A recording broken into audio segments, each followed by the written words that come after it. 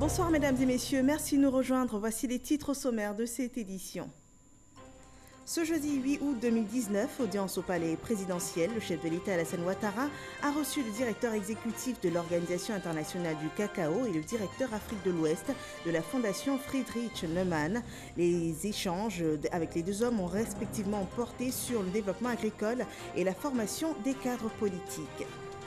Le chef de l'État s'exprimait sur des sujets d'ordre politique la veille de la commémoration du 59e anniversaire de l'indépendance de la Côte d'Ivoire. Après la diffusion de l'interview accordée à la RTI, la réaction des Ivoiriens ne s'est pas fait attendre. Les détails dans ce journal.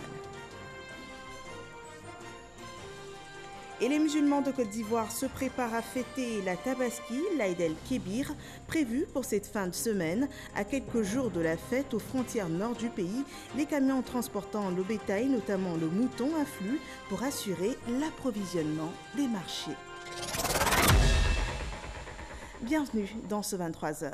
Audience au palais de la présidence de la République. Le lendemain de la fête nationale n'a pas été de tout repos. Le chef de l'État Alassane Ouattara a reçu ce jeudi Michel Arion, le directeur exécutif de l'Organisation internationale du cacao, et le docteur Joachim Holden, le directeur Afrique de l'Ouest de la Fondation Friedrich Naumann. Ce dernier envisage de participer à la formation des cadres du RHDP sur les idées libérales. Le compte-rendu de ces audiences par Herman Guivet. Michel Arion, directeur exécutif de l'Organisation internationale du cacao, reçu en audience par le chef de l'État, son Excellence Alassane Ouattara.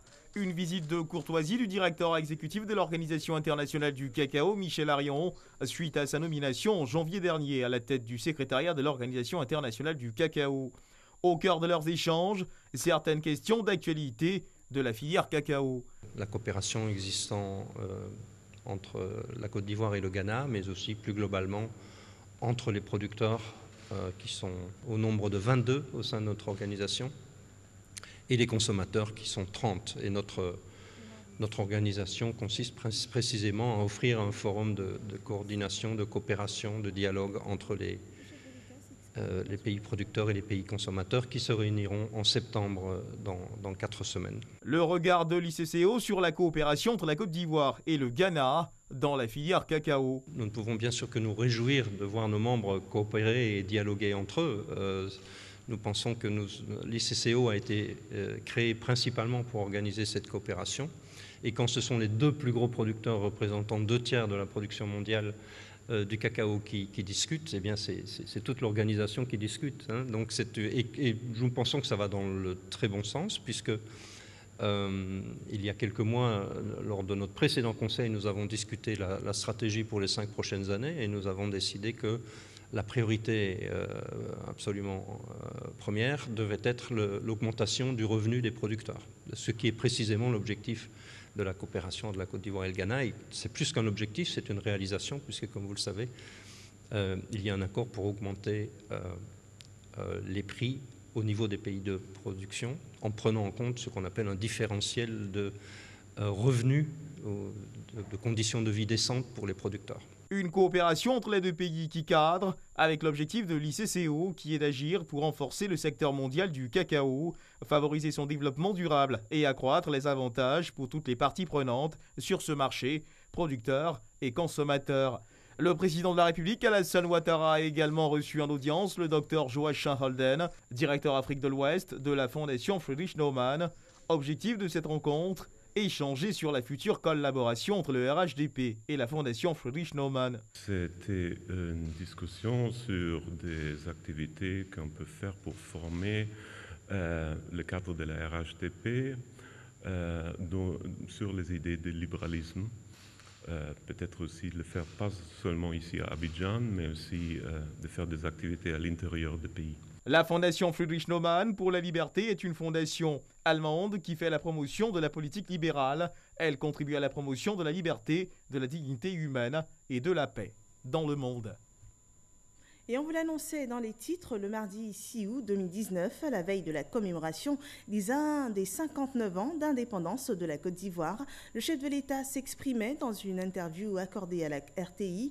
Plusieurs sujets ont été abordés, notamment les sujets d'ordre politique tels que la réforme de la CEI, les prochaines échéances électorales et la réconciliation nationale.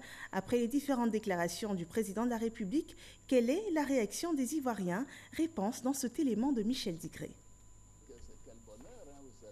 Si la forme de l'adresse à la nation à la veille de la fête nationale a changé pour cette année, en revanche, les questions de fond qui rythment la vie de la nation, comme il est de coutume, ont été abordées au cours de l'interview exclusive sur les antennes de la RTI.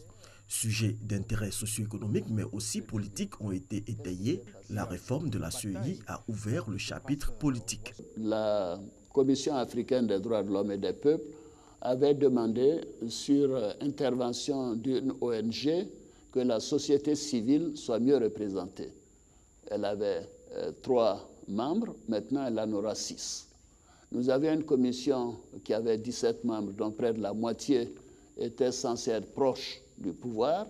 Maintenant, nous avons une commission où il y a 15 membres, où on ne peut considérer que le tiers qui soit proche du pouvoir. Donc nous avons rempli nos obligations. Mais c'est ce qui est le plus important, c'est que nous avons tenu pendant 6 mois des réunions avec les partis politiques, avec la société civile, et ce consensus global a permis d'aller de l'avant. Je constate que tout le monde y a participé et qu'au dernier moment, des 2 dernières réunions, le PDCI a décidé de ne pas y participer.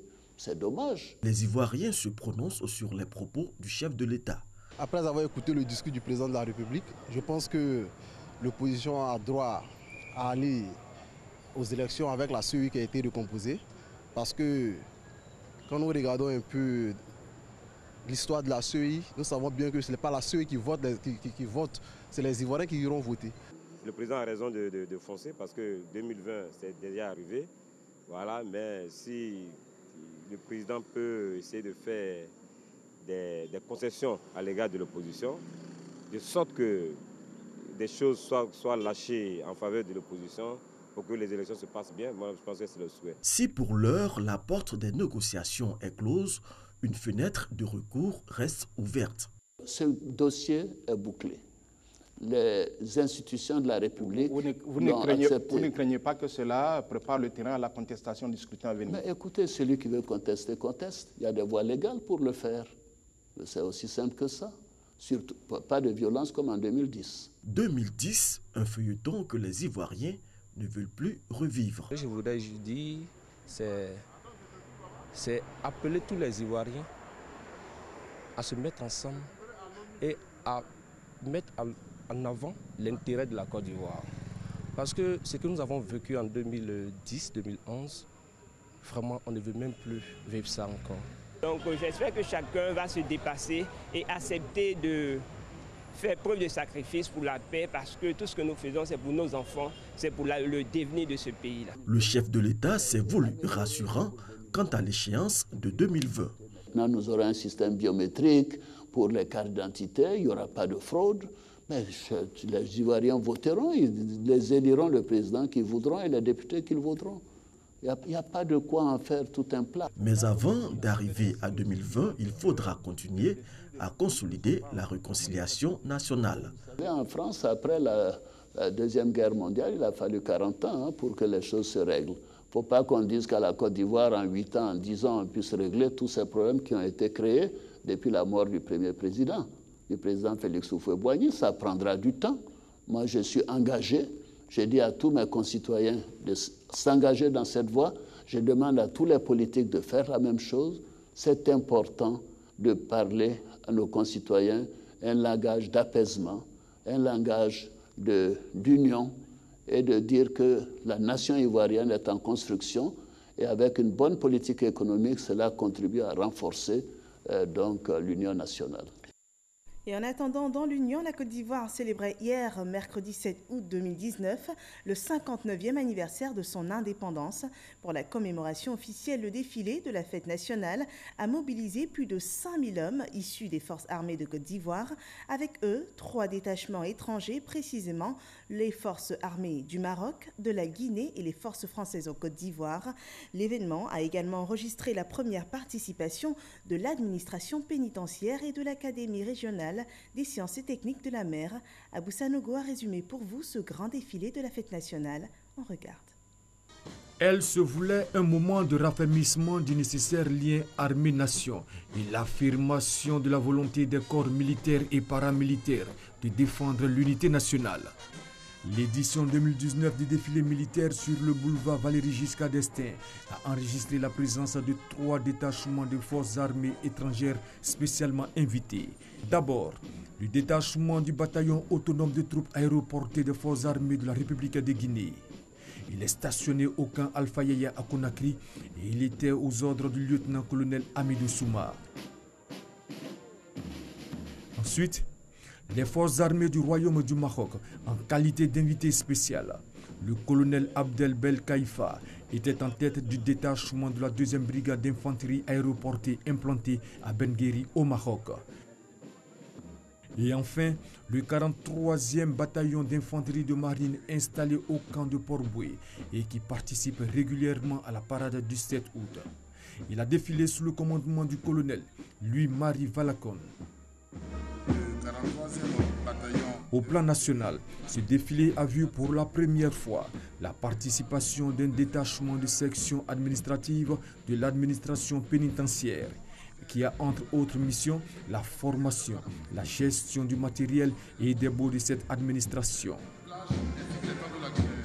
L'Académie régionale des sciences et techniques de la mer, l'école qui forme au métier de la mer, des stagiaires issus aussi bien de Côte d'Ivoire que de nombreux pays amis, étaient également à sa première participation. Corps paramilitaire sous tutelle de la Direction générale des affaires maritimes et portuaires.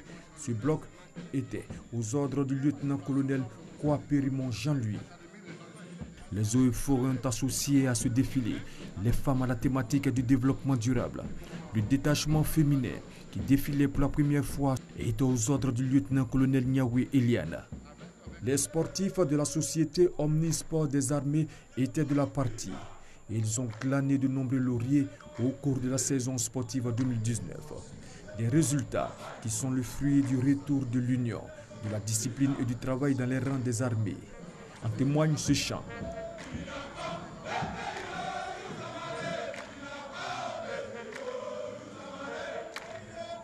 Autre attraction, la démonstration du maniement d'armes exécutée par les sous-officiers de l'armée de terre. Et en plus de la cérémonie officielle tenue à Abidjan, la capitale économique, l'indépendance fut célébrée aussi dans toutes les régions de la Côte d'Ivoire. Les Ivoiriens, sous le signe de l'unité et de la cohésion, ont rendu allègrement hommage au drapeau ivoirien, la preuve en image. Toutes les forces vives de la sous-préfecture de Grabo, dans le département de Tabou, étaient réunies dans le village de Gbapé, autour du sous-préfet Djibril Traoré. Après la revue des troupes et le salut aux couleurs, le sous-préfet a mis l'accent dans son adresse sur la politique sociale du président de la République, dont l'accès à l'eau potable, aux soins de santé, à l'électrification des villages. Un défilé militaire et civil a ponctué la cérémonie de la célébration du 59e anniversaire de l'indépendance de la Côte d'Ivoire dans la localité de Gbapé. Dans le cadre de sa politique de fête tournante, la sous-préfecture de Daï et Pakéi a choisi de célébrer les 59 ans d'indépendance de la Côte d'Ivoire dans la localité de Kéi-Gaï, à 13 km de Gayoa. Forte mobilisation des civils et chefs coutumiers ainsi qu'un détachement de la brigade de gendarmerie de Ouragayo.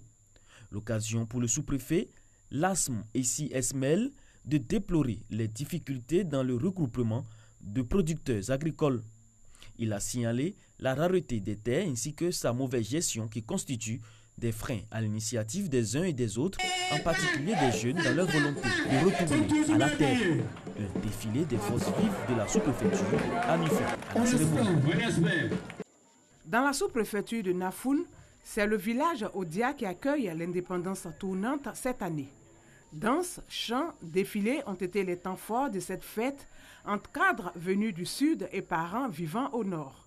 Cette année, une motion spéciale de remerciement a été adressée au président de la République pour les efforts considérables fournis au profit de l'école obligatoire dans la sous-préfecture.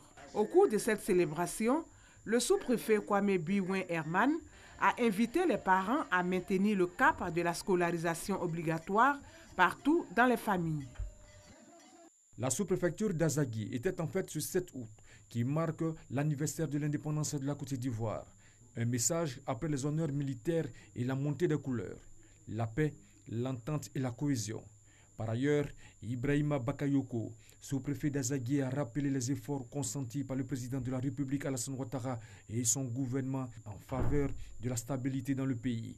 Une parade militaire et civile a constitué l'autre temps fort de la célébration. Les 16 villages de la sous-préfecture d'Atoutou rassemblés pour saluer le drapeau ivoirien. Les populations de la circonscription célèbrent les 59 ans de l'indépendance de la Côte d'Ivoire sous le signe de la réconciliation et de l'unité. Le sous-préfet d'Atoutou, Jeannette Kwaku Gueye, a au nom de ses administrés traduit sa reconnaissance au président de la République et à son gouvernement pour les grandes actions de développement en faveur du peuple haïti, avant d'inviter les populations d'Atoutou à s'inscrire dans la vision du chef de l'État, celle du vivre ensemble. Le défilé des forces vives de la circonscription d'Atoutou a mis fin à la célébration. La sous-préfecture de Dania à Boyinou, fière de participer à la ferveur nationale suscitée par l'an 59 de la Côte d'Ivoire, en témoigne la forte mobilisation constatée en ce jour historique. Dans son adresse aux populations, le sous-préfet Théophile Koulibaly a exhorté celles-ci au vivre ensemble, à la cohésion sociale et à privilégier la négociation et la conciliation dans le règlement des conflits fonciers. Civils et militaires, dans une parfaite communion, ont magnifié la Côte d'Ivoire indépendante par un défilé. Goulia, localité de la région d'Oufolon, n'est pas restée en marge de la commémoration du 59e anniversaire de l'indépendance de la Côte d'Ivoire. Pour l'occasion, les 19 villages de la sous-préfecture se sont joints aux populations de la commune. Le sous-préfet de Goulia, Diomandé Fangwe Aimé, avait à ses côtés les autorités politiques de la commune. Il a exhorté les populations à la cohésion sociale et à la paix, gage de développement. Le défilé des différentes couches sociales du Goulia a mis fin à ces festivités. Restons dans les régions. Le train d'hommage au chef de l'État poursuit son chemin. Prochaine destination, la région du Bélier. Dans le district autonome de Yamoussoukro, les populations préparent activement cet événement dédié à louer les actions du gouvernement en faveur du développement de leur région. Les détails des préparatifs avec Sidonie Davila. Réunion préparatoire de la cérémonie hommage des populations du Bélier au président de la République. Depuis l'hôtel du district d'Abidjan, les ressortissants peaufinent leur plan pour la réussite de ce rassemblement qui avance à grands pas. Une action coordonnée par la ministre Raymond Goudou, cadre du Bélier. Tous se sont réunis ici ce soir afin de montrer leur adhésion à ce grand rassemblement que nous allons faire à Toumoudi dans les jours prochains pour que justement toute la nation ivoirienne voit que tout le Bélier et le district de Yamoussoukro remercie son Excellence M. Alassane Ouattara pour tout ce qu'il a apporté à la région. Et le président lui-même pourra apprécier et il verra que tous ses fils et filles du Bélier sont avec lui, l'encouragent à continuer parce que vous savez, le bonheur, on le prend, mais on a la satisfaction lorsqu'on sait qu'on se porte bien, lorsqu'on sait qu'on a de l'eau, lorsqu'on sait qu'on peut envoyer nos enfants à l'école et lorsqu'on sait également que les enfants peuvent être soignés. Pour réussir le challenge de la mobilisation le 10 août prochain, le Bélier veut déjà compter sur tous ses élus, cadres, fils et filles pour témoigner toute sa reconnaissance au président Alassane Ouattara. Emboîtant ainsi le pas à ses parents, le président du Sénat, Janoua Oussou-Kouadio, appelle à une forte mobilisation pour ce rassemblement qui attend plus de 30 000 personnes. Et une autre fête. Les musulmans de Côte d'Ivoire se préparent à fêter la Tabaski, l'Aïd el-Kébir. Cette célébration est marquée par le sacrifice d'un animal. En général, l'animal immolé en Côte d'Ivoire est le mouton. Et en marge du TAC 2019 tenu à Ouagadougou la semaine dernière, la délégation ivoiro-burkinabé s'est rendue sur le marché de Ouagadougou, le marché à bétail, pour s'assurer du ravitaillement de nos marchés en Côte d'Ivoire. Et la Côte d'Ivoire recevra bien le bétail nécessaire pour la Tabaski. Adama Koné. La Côte d'Ivoire est rassurée de l'approvisionnement de son marché en bétail en provenance du Burkina Faso. Une délégation conjointe des ministères ivoiriens des ressources animales et halieutiques et burkinabé de l'élevage a visité le marché à bétail de Ouagadougou. Il s'est agi de rassurer les opérateurs sur les conditions de sécurité dans l'acheminement des bêtes. Le Burkina Faso est le premier fournisseur de bétail viande vers la République de Côte d'Ivoire. Tous les acteurs sont déterminés à approvisionner le marché de Côte d'Ivoire. Nous travaillons au sein d'un comité interministériel avec les acteurs. Et ce que je peux vous dire, c'est que ces tracasseries ont véritablement baissé avec l'instauration des manifestes, avec l'instauration de certains documents, avec la sensibilisation. Toutefois, les opérateurs de la filière ont été appelés au respect des règles de transport. Il y a plus de faux frais sur la route. Les commerçants sont là, ils peuvent se témoigner. Et le document des gendarmeries qui est installé aux frontières, ça donne la facilité à tout le monde. Toute personne qui a ce document-là, la gendarmerie te laisse recueillir librement parce qu'on sait que où tu es quitté là, on t'a contrôlé avant que tu aies pris la route. Donc il n'y a pas de complications. Ce que nous voyons aujourd'hui là, comment les moutons vont venir à Abidjan et les Ivoiriens vont les payer moins cher, fêter et vivre en paix, c'est ça qui est notre préoccupation. La visite des deux délégations ministérielles a eu lieu en marge de la 8e conférence au sommet du traité d'amitié et de coopération entre le Burkina Faso et la Côte d'Ivoire. Le mouton, l'animal est très prisé à cette période et pour satisfaire la demande, la Côte d'Ivoire s'approvisionne au Burkina Faso et en plus de cela, elle s'approvisionne également au Mali. À quelques jours de la fête, les camions affluent pour assurer la disponibilité du bétail. Kader Sogodogo. Poste frontalier de Ouagadougou, à partir de l'arrêt là-bas, de nombreux camions transportant du bétail en provenance du Burkina Faso. L'affluence de ces derniers jours est liée à la célébration prochaine de l'Aïd el-Kébir, la Tabaski ou la fête du mouton chez les musulmans. Pour la disponibilité du bétail, le marché ivoirien peut compter sur les pays de l'Interland, Burkina Faso, Mali, Niger. En la matière, la Confédération des fédérations nationales de la filière bétail est à la manœuvre pour approvisionner les différents marchés du pays. La fédération a pris plusieurs mesures. On ravitaille presque tous les marchés et les camions partent à Man, San Pedro et les autres coins d'Abidjan. Donc on est sûr que toute la Côte d'Ivoire sera ravitaillée par le bétail. En cette période d'affluence, ce sont environ 60 camions jour qui viennent du Burkina Faso. Côté Mali, on enregistre 40, soit une centaine de camions qui transportent chacun 300 têtes de moutons. Des dispositions sont donc prises pour garantir une libre circulation. Les bouviers qui sont à l'intérieur du camion, quand ils arrivent directement, toutes les pièces sont identifiées. Tous les bouviers sont identifiés. Ce coup de main que nous pouvons faire pour aider maintenant l'État ivoirien lutte contre les djihadistes sur l'espace de la CEDEAO. Donc tous les commerçants qui viennent au niveau de Burkina, au Niger, Tchad, sont identifiés à la frontière avant qu'ils traversent le bureau de la fédération pour aller sur Abidjan. Le côté contrôle sanitaire ne fait pas défaut. Tout est mis en œuvre par les services du ministère des Ressources animales et halieutiques pour que le bétail qui entre en Côte d'Ivoire soit en parfaite santé. Dès qu'un camion arrive, il y a deux phases. Il y a d'abord le contrôle documentaire et le contrôle physique. Le contrôle documentaire consiste à regarder les documents que le camionneur a en sa possession, notamment le certificat d'origine, également sa visite, sa visite médicale, et puis évidemment certaines informations relatives à son identité. Ensuite, on fait maintenant le contrôle physique des animaux. Il s'agit d'abord de faire un examen général et les animaux qui apparemment sont plus suspects sont examinés minutieusement. Et donc, pour la recherche des maladies prioritaires... Le prix du mouton reste un facteur déterminant. Si la disponibilité du bétail est certaine, le coût, lui, n'est pas fixé d'avance. L'insécurité dans les zones d'élevage est mise en avant. Si tu es au Burkina, dans une ville qui se nomme Koupela, il y a 300 moutons dedans. En tout cas, c'est difficile. C'est vraiment, vraiment difficile. Nous, on ne sait pas comment ça va se passer devant. Sinon, bon, en tout cas, au Burkina, là-bas, vraiment, c'est difficile. Parce que la différence avec l'année passée, c'est trop. Ça vaut 15 000, 20 000, la différence chaque mouton. Moi, nous-mêmes, à cause des djihadistes, là, il y a beaucoup de villes que nous, on partait payer. Cette année, on ne peut pas arriver là-bas pour pouvoir payer. Ça fait que vraiment, il n'y a pas de mouton au Burkina cette année. En Côte d'Ivoire, ça aura son prix.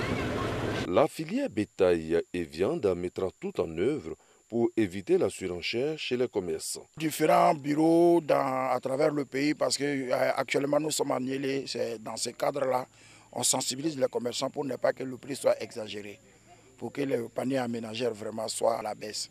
La fête de la Tabassi, ou El Del Kebi, est prévue pour le dimanche 11 août 2019.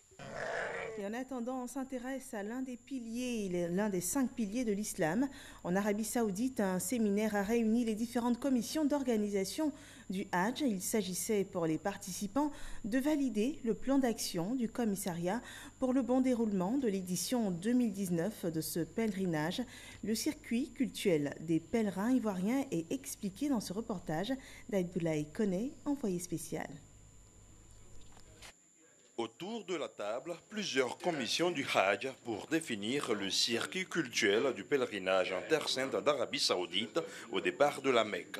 Les participants ont procédé à la validation du plan d'action qui leur a été soumis. Nous partons de la Mecque vers Mina, vers le séjour, la station de Arafat, pour y revenir également à Mouzalfa avant de continuer sur Mina et entamer la série de lapidation des stèles.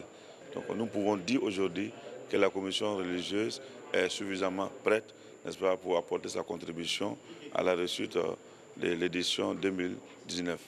Au cours des échanges, diverses préoccupations ont été soulignées par les participants. Pour l'équipe médicale, il s'agit avant tout de maintenir tous les pèlerins en état de forme. Avoir les pèlerins sous les tentes, enfin dans un box que nous avons mis comme une infirmerie, et nous voyons nos pèlerins en consultation quotidienne. Et la station mobile, c'est à nos agents de tourner, sillonner les tentes pour pouvoir déceler d'éventuels malades, d'éventuels patients porteurs d'état chronique qui ne prennent pas ces médicaments, afin d'ajuster ces traitements-là. Et si éventuellement il y a des envoyés dans un centre de santé saoudien, nous allons le faire. L'organisme parapublic au service des pèlerins s'engage cette année à suivre les activités et à apporter le soutien de la mission étatique aux opérateurs privés sur le circuit. Le ministre de l'Intérieur et de la Sécurité a bien voulu nous confier le suivi et l'encadrement des opérateurs privés. Nous sommes dans un pays ici en Arabie Saoudite. Le contingent ivoirien est de 8500, mais le responsable de la mission, selon l'entendement des Saoudiens, c'est le commissaire du Hajj. Nous avons dédié une cellule qui est chargée du suivi et d'accompagnement. Donc nous ne faisons qu'appliquer ces différentes recommandations. Avant le grand départ, pour Mina, des sessions de préparation spirituelle des pèlerins dans le circuit cultuel ont déjà démarré. Revenons en Côte d'Ivoire, la 4e édition de la Semaine de la propreté a été marquée par plusieurs activités, parmi lesquelles une table ronde sur la propreté désignée comme valeur de la vie quotidienne et facteur de développement. Les participants ont été invités à cultiver les valeurs de propreté et à pratiquer au quotidien des gestes écologiques. Grâce Kando. La 4e édition de la Semaine nationale de la propreté a été marquée par des panels. Plusieurs thèmes ont été abordés, entre autres la gestion des déchets dans le développement durable, le tri et la valorisation des déchets et la place de la propreté dans la lutte contre l'épidémie de la dengue. La survenue de la dengue est liée à la prolifération des moustiques qui sont le vecteur de la maladie.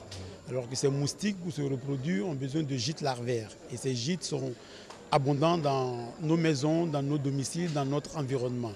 Et donc, rendre propre, salubre notre cadre de vie va baisser la densité de ces moustiques et donc avoir une incidence notable sur l'épidémie de la dengue. L'un des piliers de l'économie verte, c'est l'économie circulaire. Donc la gestion rationnelle des déchets pour que nous arrivions à ce qu'on appelle zéro déchet.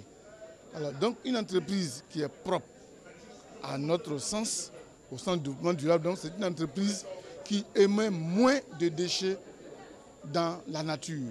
Les participants à ces différents panels ont été invités à la culture de la propreté à travers des actions de salubrité. Nous avons décidé d'intensifier nos initiatives à l'effet de faire donc des Ivoiriens des amis de la propreté, de faire en sorte que la propreté soit pour l'Ivoirien un réflexe, un mode de vie, un code de vie en communauté. Cette rencontre sur la propriété a été précédée d'une conférence inaugurale animée par la ministre Anne-Désirée Ouloto. Portons nos regards à présent sur l'actualité à l'international. Au Mali, le CICR a suspendu ses activités à Tombouctou, une décision motivée par le manque de sécurité dans la région. L'organisation d'aide humanitaire l'a annoncé mardi dernier. La veille, un véhicule de l'organisation a été braqué et volé en pleine ville et en plein après-midi par des hommes armés. C'est la 6e tentative de vol d'un véhicule que le CICR subit depuis le début de l'année 2019. Le CICR a toutefois appelé les autorités maliennes, mais aussi les groupes armés actifs dans la région et dont certains sont signataires d'un accord de paix, à plus de vigilance et de clairvoyance pour améliorer la situation sécuritaire pour les populations maliennes et aussi pour les organisations humanitaires. En Europe, en mer Méditerranée, aucune solution a été trouvée encore pour les 121 migrants à bord de l'Open Arms. Malte et l'Italie refusent toujours leur débarquement du navire humanitaire. Ces 121 migrants avaient été secourus la semaine dernière au large de la Libye après une semaine d'errance en mer Méditerranée. Le fondateur de l'ONG demande désormais à la France, l'Allemagne et l'Espagne de trouver une solution européenne.